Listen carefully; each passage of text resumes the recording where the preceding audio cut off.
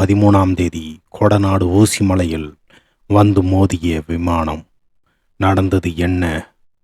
தொடர்ந்து பார்ப்போம். 1950ஆம் ஆண்டு ஏர் இந்தியாவுக்கு சொந்தமான டக்ளஸ் மாடல் C-47B விமானம் சென்னையிலிருந்து புறப்பட்டது.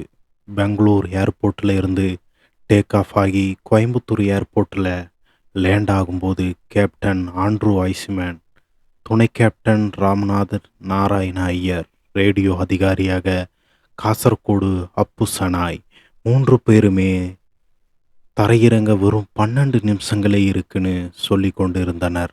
வானிலை ரொம்ப மோசமாக இருக்கு. திடீர்னு கண்ட்ரோல் ரூம் தொடர்பு கட் ஆயிருச்சு. அடுத்த சில நிமிடங்களே கோடநாடு ஊசி மலையில் வந்து நொறுங்குது விமானம். விமானத்தில் பயணம் செஞ்ச 16 பேரும் உடல் கருகி இறந்தனர்.